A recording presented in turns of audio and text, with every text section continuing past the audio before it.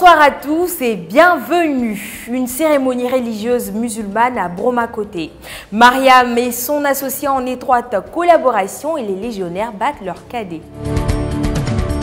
Les musulmans du quartier Broma-Côté de Bouaké ont été invités à prendre part le dimanche dernier à la lecture du Saint-Coran au domicile de Hamidou Diallo. Durant cette cérémonie qui, comme d'habitude, se tient en fin d'année, des fidèles et des guides religieux ont prié pour la paix et la cohésion au sein de leur communauté. Pendant son prêche, le religieux a appelé ses fidèles à mettre en œuvre les prescriptions du Coran en suivant la voie que le prophète a tracée pour les croyants qui respectent sa volonté. À la fin de ce message, le fidèle Hamidou Diallo, dont le domicile a abrité cette rencontre, a remercié tous les enseignants ainsi que toute l'assistance. La distance entre Mariam Grandbouté et sa fournisseuse Mariam Touré l'oblige à utiliser les services d'une compagnie de transport qui fait venir ses marchandises depuis Abidjan pour Bouaké, sa ville. Ce samedi 26 décembre 2020, ce sont des colis d'une valeur totale de 150 000 francs CFA que la commerçante attendait de réceptionner. Après le déchargement, la vendeuse était heureuse de voir que toutes ses commandes sont bien arrivées.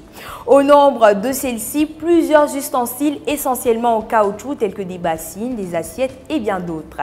Généralement, ces bénéfices se chiffrent à 50 000 francs CFA environ. Ensuite, elle paie sa fournisseuse ce qu'elle lui doit. Si la collaboration entre les deux femmes est réussie, c'est parce qu'elles mettent du sérieux dans leurs activités.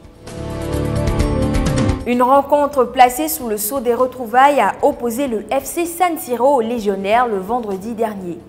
Coup de sifflet du juge central à 9 h, les deux équipes se sont lancées à l'assaut des buts adverses. Cependant, dans le jeu, c'est le FC Siro qui, plus rapide et offensive, a réussi à se créer les meilleures occasions de but. Au retour de la pause, le FC Siro a maintenu la pression. Au coup de sifflet final, le score de la partie était le même que lorsque les deux équipes foulaient l'aire de jeu. C'est donc à l'épreuve des tirs au but que les formations ont été appelées pour connaître le vainqueur du match. À cet exercice, ce sont les légionnaires qui ont fait parler leur adresse en s'imposant par 1-0. Chers internautes, c'était le point de l'actualité. Restez connectés sur nos différents canaux. Bonsoir.